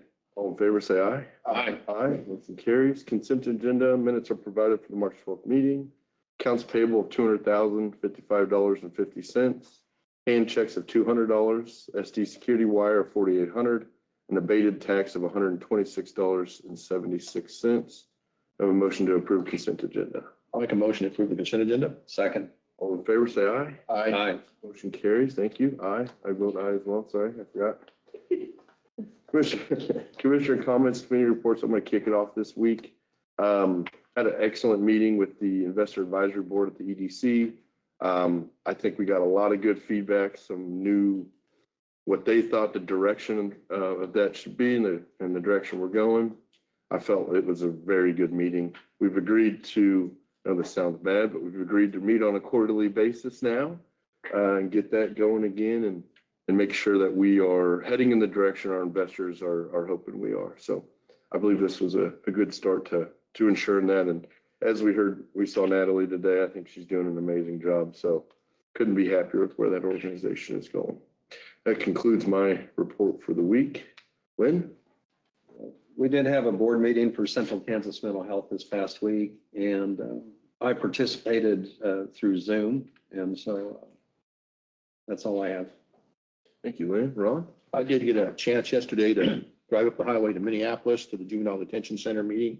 All the commissioners were there from the 15 different counties. Things are going well, under control, and the bills are paid, so we're pretty happy about that. Also, I want to give a compliments to the highway crew here. I was coming down 1700 yesterday and looked and seen some of the work the guys are doing along the roadways, cleaning out those ditches and that topsoil that's been washing out. And I'm telling you, they're doing a remarkable job with that. Down in the Woodbine area, the 1100 Union Road Bridge has been cleaned up, and the folks that were contracted to do that with the city crew or county crew, it's just, you need to go down and look at that. That's something to see. It's cleaned up. It looks nice. In fact, it's probably one of the nicest fishing holes around and in the time. So again, I want to compliment the folks involved with that. That's all I have. Thank you, Ron. Meant to say, I hope you're feeling better, Lynn. Yes, Yeah. thank you. Yeah. No petitions or proclamations today. We'll go ahead and move to a brief public comment time period. If County Administrator Janelle Dockendorf would read the rules, please. For the Open Meetings Act, KSA 75-4317 and 75-4318A, as the elected board, the county commission is not allowed to meet or make any decisions without posting the meeting. They are only allowed to act on items on the agenda which they set. During their regular meeting, the county commission may allow for public comments on items not listed on the approved agenda. It is at the discretion of the county commission if they allow comments on agenda items. If you wish to provide comments, please come forward to the podium and state your name and address. If you are online, raise your hand and we will unmute you. Please state your name and address. Each person may speak for 3 minutes. The allotted time will start after the speaker has given his or her name and address. Public comments shall be addressed to the county commission only and not to the speaker or the audience. Only the county commission will be permitted to ask the speaker questions. The public comment period is not a back and forth discussion with the county commission. You should make your views and input known to them, but it is not a time to ask them questions. You should not expect them to respond to your comments. Comments may express support or agreement with the previous speakers, but in the interest of time, please do not repeat the same information. You may state something to the effect of your name and address and you agree with the previous speaker. It is important to maintain a respectful, non-threatening atmosphere for anyone who would like to speak. Please do not engage in such actions as cheering, booing, clapping, insults, threats, etc. Thank you, Janelle. Give a brief moment for anybody who want to make a comment online. Do not have anyone in person today. I believe we do not have any public comments today. Reports from county officers, County Administrator Janelle Dockenborough. Commissioners, the emergency manager and the National Weather Service will be providing a storm spotter meeting tonight, actually at 7 p.m. at 624 North Marshall, as we are in that season. The appraiser's office continues to hold the payment under protest hearings. Just reach out to them if you have a question or need some more information about that. The Public Works Department, along with cleaning up 1700 Avenue, is replacing riprap on Flag Road in several different locations. The Assistant County Administrator is working with Purple Wave for the upcoming surplus property sale auction. And as you noted, we have a resolution on the agenda today for that. They're interviewing for an EMS position that's open. Actually, we have 2. There's still open positions in dispatch, so please fill out applications, and interviewing for the open position in IT. So he's got a couple. The other thing I wanted to let everybody know, Martin brought it up in the study session this morning, that the bridge at 1160 1100 Avenue, L&M will be there on Monday to start work. So there'll be signs out for detours around, and that is a 120 working day project. So just FYI. I had a question yesterday I called you about. We are not in a burn ban. You still need to tell us you're burning. Still need to tell. But if people are curious, people can burn. I just right now had a few calls. But you can go to the county's website under maps, and there'll be a burn map there for you to take a look at and let you know. And it's up to the fire chief if they're going to place their district in a burn ban. So please be aware of that. It has to be, certain conditions have to be right for that as well. I would say this: if you see a fire and you're not sure, it's not a crime to call us and let us know, to make sure we know what's going on. We want to keep people safe. These winds, be careful, guys. Exactly. So. The winds have died down a little bit today, thank God. But and it's burning season for sure. No county councilor today, so no report from him. Notices and communications. I just have one notice. Do you want me to read that one? Go ahead. Which part? Read or my notice? Read your notice. Okay, so my notice, when you say read your notice, you confuse me. I have a notice of my own. You have a notice you'd like to give. Okay. Go ahead and give your notice. Okay, so I have a notice that the county clerk's office is still doing taxes for homestead. So if you are 55 or older and do not file a federal income tax or are on disability, please call our office, and we are option 2. We are doing that till April 15th of this year. Okay. Yep. Thank you. Mm-hmm.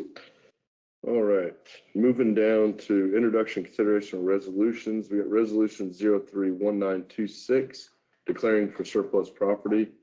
Looks like we have 2 vehicles. Mhm. You want anything to note about this? Touch on it, but Yeah. we're just adding, so we just had a surplus property resolution was it last 2 week? weeks ago. 2 weeks ago. And as we've been working with the enterprise fleet management, we've had some vehicles coming in. We just had Purple Wave coming out this week to get photographs of the vehicles. Since we had 2 more that have been replaced in that time frame, we just thought it would make sense to go ahead and get that added now so they're not sitting. We're able to just go ahead and get those listed on the same sale.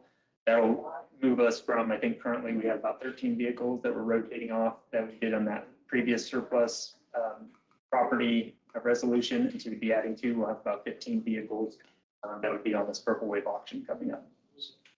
I did have a question, and I hope it's not out of line, so tell me if it is. No problem. I got the year and the number of vehicles you have and the quality, the kind, whether it was a Ford or a Chevy, but is there mileage? Do you have any mileage on those? We do have all the miles. I do not have those listed on your surplus property resolution, but I would be able to get you mileage Okay. on any of the vehicles that you need. Appreciate that. I just, So typically there's a threshold, so it's not like it's a low mileage, yeah, understand. year-old vehicle. Sure. But now, and this is a little bit different situation than our normal processes because since we shifted to the fleet management program with Enterprise, some of the vehicles may actually be rotating out a little earlier than what they normally would because they're going to go into that fleet management program. So now after they're basically shuffling out the older vehicles first, it's not so much going to be recognized on the miles, but it's going to be based on their analysis of which vehicles would make the most sense to go out at this time. So in this current procedure, there's been about 13 to 15 that are coming in right now. And we'll continue this first year. We're going to see a larger group. And then the years to come, you'll probably see, just somewhere around like 5 to 7 per year that will actually rotate through. But in this first year, we go anywhere from about 15 to 30 vehicles with that fleet management program. But was the fleet management program, were they going to take the vehicle and sell them for you guys? Or are you turning them over to Purple Wave? So this first time around, we're actually, since we own these vehicles, we're selling these to Purple Wave ourselves. Okay. They would sell them for us. This was in discussions with Public Works and the Sheriff's Department and the success that we've seen in Purple Wave sales in the last couple of auctions. Just went with what we knew and believed that we've been able to pull some pretty significant income from those sales in the past. So we just wanted to continue with the Purple Wave sale. After this time, though, those vehicles will be owned by Enterprise. So as they will rotate those out, they will put them into their own sale. And we will still receive the equity that will be credited towards our lease payments for the future as those rotate through. But in this case, we're actually going to receive all of the dollars from this sale. It'll go into the equipment reserve, which will then go to pay those make those lease payments. So these sales will actually really just rotate through and start helping to pay the lease program for us. Okay. And the two vehicles we're talking about is a 2013 Equinox and a 2018 GMC Terrain. Terrain. Yeah. So that was an appraiser's vehicle with the Terrain, and the Equinox was an administrative vehicle, we called it, that was used for training for anyone at the courthouse. If they needed to go to a training or to drive that was an Equinox that's been here at the courthouse and used for all of the courthouse employees. And those are rotated out. So the Equinox has been replaced now with what will be a minivan. So it'll actually be kind of nice for training and even for the commission if we ever need to go on a road tour or any of those things. So the Equinox now will actually be a minivan. And I've utilized it already to go to Beloit for training, and it's a very nice ride. So, so I'm getting used to that minivan. I'm like, I don't know. Let's see if we can.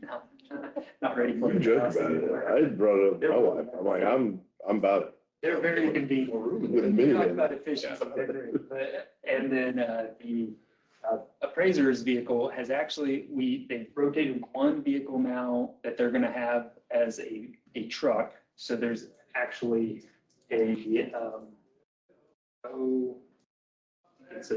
It's a Chevy I think it's a 1500. Yeah, 1500 that they have received. Just due to some of the areas they actually have to go and some of the properties that they have to look and evaluate, there has been times where something a little bit higher up would be a good fit for them. Yeah. And Enterprise has identified that those quad cabs or crew cab pickups they do tend to hold their value very well in this lease program. And so it'll be something that I think we're going to see good equity on the backside. So we're looking forward to adding that to the fleet. So, yeah, you actually see it out here. There is a truck now that says appraiser's office on it that's in the parking lots. Good deal. Any more questions? Anything else? No? I was just sitting there thinking, 2018 is 8 years old now. Yeah, that doesn't seem possible. Seems weird to me. Sorry. Yeah. Well, I don't like this. We're just in 2018. Anyway, sorry. Okay. Get the list in the week you're gone. Yeah, okay. I didn't see this one. I guess I'd never signed this one, huh? That's the one that you were gone. No. Yeah. Yeah, I did see that one. You're good then. Yep. Do I have a motion? I would move we adopt resolution 031926, declaring the surplus property as listed. So move, second? Second it. All those in favor say aye. Aye. Motion carries. You are authorized to list them on auction. Okay. Consideration of authorizing county staff to work with CHAMP and implement the health management program for county employees. Commissioners, we've talked about this 2 or 3 times now. Essentially, I'm just going to briefly overview this. This is a pre-tax deduction off the FICA taxes based upon enrollment in this health CHAMP plan.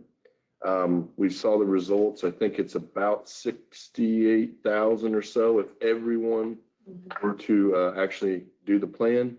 That's not how we're going to enroll it, though. We're going to roll it as it's an opt-in option. So you have to opt in to be a part of the plan. We're not going to make you opt out of the plan. I don't want, that's what I know about it. Is there anything else we need to know? That was a recommendation of safety and wellness. So, but they feel like this is a good program for our employees and we'll realize some savings on that. So. Commissioners, you might remember this, but we did, Steve and the CHAMP, on side of the CHAMP plan, they walked through with our HR director, they walked through with our safety. I feel like we've educated and people. And then there'll be meetings once this is approved and we'll have the plan documents. There'll be meetings for the employees to meet in person with CHAMP representatives, and we'll have Zoom meetings that they can meet with them as well and walk through the program and that. So I'll explain everything. So emails will go out. We'll educate everywhere we can. So. I don't know if you guys have any questions. I would just comment. I hope anybody who could raise your pay a little bit, I'd hope you guys would hop on it. It could save the county some money too. So I think it's a great, it's a good little plan, or I shouldn't say a little plan. It is a good health CHAMP plan to help complement what we're already offering our employees. So I'll open it up for discussion. And Steve is online if you I had saw a that. question for him.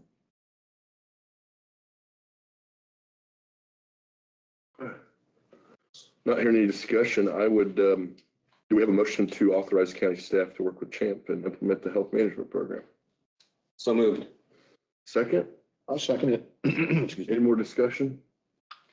All in favor, say aye. Aye. Motion carries. If you'll go ahead and let Steve know, I guess he probably already knows now.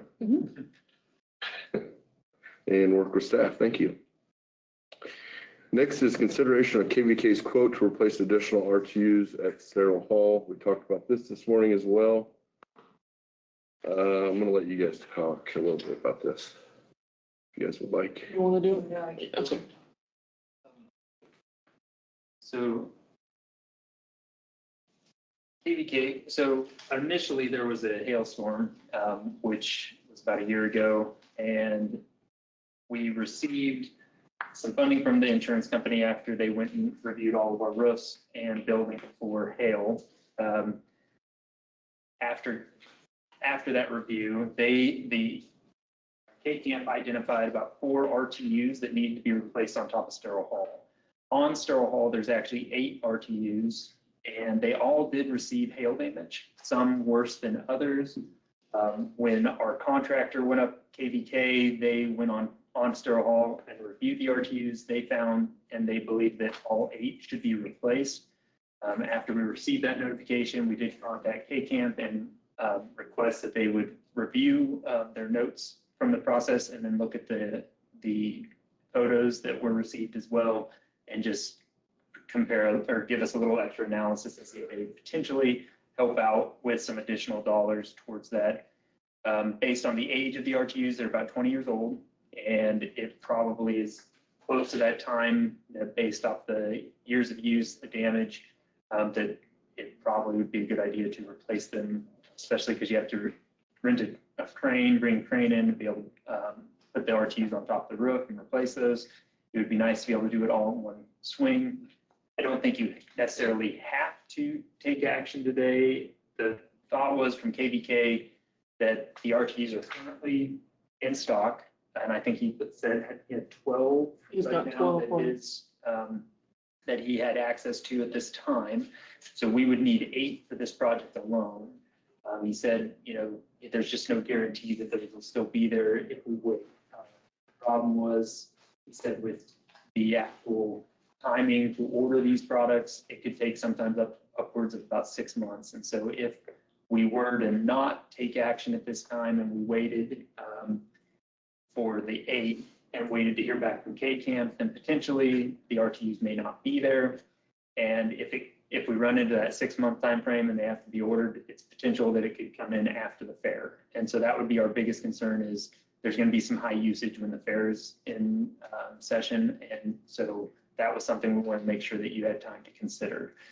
We did receive from the insurance company, they had a close, so basically the quote that we had from KBK was $47,643 to replace the 4 RTUs, which, based off, if you look at the cost that was received from K-Camp, they had the RTUs listed about $42,322, plus there was a couple $1,000 for the crane rental, dumpsters and things of that nature, which brought it to about $52,000 total. So we're pretty close to covering the cost of what they said for the 4. The problem is for the additional 4, which would be another $44,000, that at this time we would likely be coming out of our own pocket in order to cover that, unless K-Camp is to come through and help us with that. So that's the unknown portion that we would be asking you to consider. How long will it take K-Camp to give us an answer on that? I can't give a What is good typical? answer on that. They've, I know that they're short on some Is there a window staff. that we could wait for a response before we agreed to buy 4 My more? thought is that I could probably, even if I reached back out, because I got this information to them, I believe it was last Friday. Did they meet on Friday, or was it this week? That was no, that was last week. Yeah, I think it was last Friday. So I talked with them on Friday. That's when I reached out to K-Camp originally. I heard back from them right away that they were going to follow up with the Young and Associates and get there, but I have not received anything since then, so they may still be reviewing that documentation. But I could reach back out today, so we're potentially, even if we waited another week to see if That's where I'm going. Is there a window we can wait a little bit? The thought is only on if the units, we're only gambling that possibly someone else needs 5 units, and then we end up, there's only 7 or something like that. I can't guarantee it, but I can't say that you have to rush either. We also don't know that it would take. Do we have a singular fund for capital expense, stuff like this? Well, we don't call it that. No, for. There's what do a we Sterling call Hall fund. it? Sterling Hall fund. Well, but the Stroll Hall Fund, we have been using it for other projects. For interior. And there is a capital improvement fund, which There we go. that we did. That's where the check that we received from K-Camp was deposited. So we Gotcha. did deposit about $177,000 that you saw. In that we have not spent all of that. Technically, those dollars are still in that fund. The only major portion, I don't have the exact dollar that we spent on the EMS roof, but I think it was around $54,000. That's off the top of my head, but I can get that number for you if you need. So I believe we still have over $100,000 remaining from the K-Camp dollars that were provided to us, but it goes towards all of our buildings that we're Let me doing. ask you the follow-up. So if we have to pay it out of pocket, does our capital improvement fund, can it handle it? Yes, I would still, even off the balance that was in that capital improvement fund, we would still be able to pay it out of capital improvement, and it would not necessarily come out of the general fund or the reserves at this time. So that's something we probably want to look to. Hopefully we don't get another hailstorm. Right. My, Oh, go ahead. my question, Marcus, is have we checked with all the vendors in Dickinson County to see if anybody else does this? Are we just checking with one vendor? So far, KVK was the only quote that I believe we received for the RTUs. So we could follow up. We kind of rotated through on our vendors. Okay. We did not get 3 quotes. on Right, this. but KVK is the one that's the most familiar with the RTUs there. That's who we used for repairs. That's who we use for repairs here as well. So that could, and potentially another, if we did follow up with another contractor, it's not impossible that they have a different, that they actually source their equipment from a different provider, that maybe they would have some in stock as well. So that is another question that we could do in the meantime, if we didn't want to take action today. We might lose some of our leverage if we would go ahead with this, but then again, some experience with insurance companies, if they still are going to adjust the claim, they would be inclined to do it from the evidence and what we've shown them. And I think it would be appropriate to push a little harder on K-Camp. And when they're ready to sell us and say, hey, stay on board and we're glad to have you and you're one of the counties and that's what we need, or, county involvement. They're pretty friendly during the sales part. So now when we need the service, we need that same approach from them. And I think we need to push on that a little bit. Because I think it's reasonable that they should adjust their original payment and give us more. And I mean, I don't think we're asking for the moon. We're asking for just a upward adjustment. And I think they would do that regardless of whether we pass this today or not. Right. I think that based on Marcus and I discussion, we're pretty comfortable that they will give some kind of an allowance towards this. So based on at least the images I saw, and I'm not an insurance adjuster, but based on the images, I did feel like there was a significant amount of damage on the other 4. And so it was hard for me to justify why they wouldn't have set dollars aside for all 8. But I'll follow up to hear what their reasoning was on that.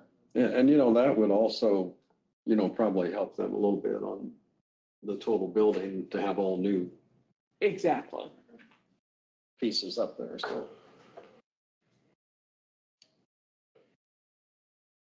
What are you guys thinking? You guys want to Go ahead. I want to hold back personally a little bit. kind of where I am, but Get a few more bids, or Really ask for another bid. Well, you guys should check that out. You don't have to I read. don't know about bids, but K-Camp's where I'm at. Wait for Is K-Camp. our insurance going to cover us or not? I mean, that's pretty standard procedure, I think, for anybody filing, getting a claim going. Yeah. You're not going to pay out of pocket till insurance tells you what you got to pay. I have had insurance companies come back later and pay them after they settle. Right, I had that If you with a show car new, crash. if you show new evidence. Right. I had that with like a car crash, but I don't know, billing, I guess I've never had one of these. but- But you do lose some leverage. It's interesting you didn't do it the first time to start with, though. Right. Right. That's, I mean, Well, and then we got a contractor saying, we think this needs to be. Yes. They're gonna have to provide evidence why they can refute that, I would assume. And he did state when we received the initial quote from that, if our contractors saw anything that we felt like was in question, to let them know. So they did seem like they were willing to work with us, but these were just the initial dollars. Can we give it a week and see if they respond by next week? Yeah, and I think if I go and follow up with James and just put a little bit more. That's right. I do want to do it right. I want to table this. Table till- Since it is on the agenda, we need to table it, but I think I'm just okay with that. I'm gonna make a motion. I would like to motion that we table the consideration of KVK's quote for placing additional RTUs on Sarah Hall till next week's meeting upon further response from K-Camp. Second. All in favor, say aye. Aye. Motion carries. Okay. Sorry to string it out, but, and then guys, with that, I'd like to have a section added of tabled resolutions.